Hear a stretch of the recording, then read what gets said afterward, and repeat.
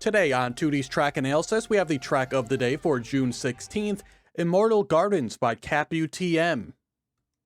Immortal Gardens is a mixed surface track containing a large variety of surfaces, of which are road, sausage, dirt, grass, plastic, and bobsleigh.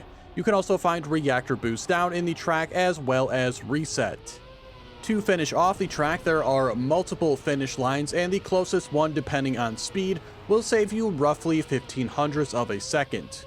Straight ahead at the start of the track, you will find the GPS, and its time of a 46.836 puts it 0.865 ahead of the author medal time. You can also find multiple soft speed checks in Immortal Gardens, meaning if you do not have enough speed, you will not be able to make a jump as cleanly as intended. And up until this point, no cuts on the track have been found. Moving on to difficulty, I found the track to be a little bit more challenging than an average track of the day, rating it a 6 out of 10. The same cannot be said about the medal times, however, as I found them to be much easier than average, with my personal best of a 46.681 coming in over 1 second ahead of the author medal time of 47.701. The gold medal time was 49 seconds, the silver 53 seconds, and the bronze was 1 minute. I thought the track was quite unique and a very nice change of pace from recent track of the days, and I would rate Immortal Gardens a ++. For today's route analysis and comparison, we are using the current world record by 12th to compare against my personal best. Their time of a 46.082 is 0.6 ahead of my personal best. At the immediate start of the track, you want to make your way over to the very left side of the sausage with an angle pointed at the right-hand corner. Then slowly make your way over the top of the sausage, leaving on the lower left side.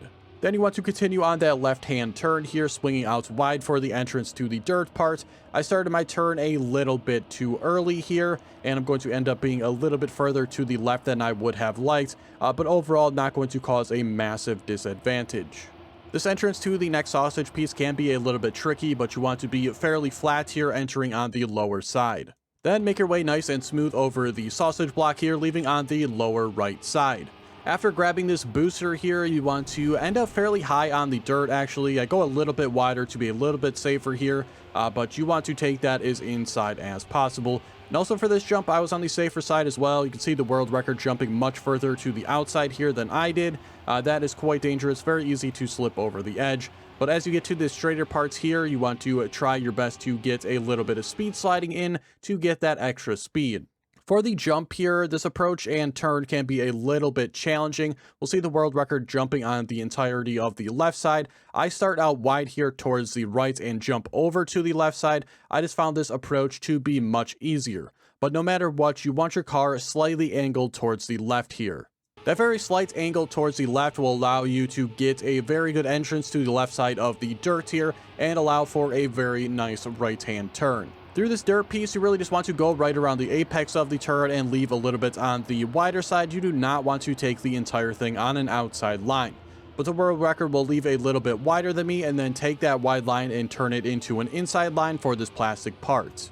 This plastic part is probably the most difficult part of the track to keep speed on, but it's also probably the most important part of the track to keep speed on, because this speed will allow you to make this jump here, and the more speed you have, the lower the jump you can take.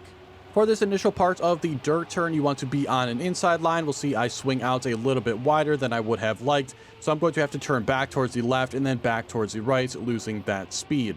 But here, going through here can be a little bit tricky with the right-hand bump and the left-hand bump. You got to be careful, try your best to avoid those. This upcoming turn and approach also very tricky here. I actually end up going wider than the world record, which is going to cause me to get more speed than the world record, and you actually don't want that extra speed because we can see it causes me to get a much wider turn here. I got very lucky that I was still able to make this jump. After the jump, however, we got the finishes coming up, and the riskier and closer finish is going to be on the right-hand side here. It's pretty easy, really no points in not going for it. And that is going to do it for today's analysis. I hope you enjoyed. If you did, be sure to like the video and subscribe. If you are looking for help or information on any previous track of the days, there are plenty of other track analysis videos already out on the channel that you can check out. Also, if interested, there is a link to my Discord in the description. Thanks so much for watching, and I'll see you guys on Monday for the next one.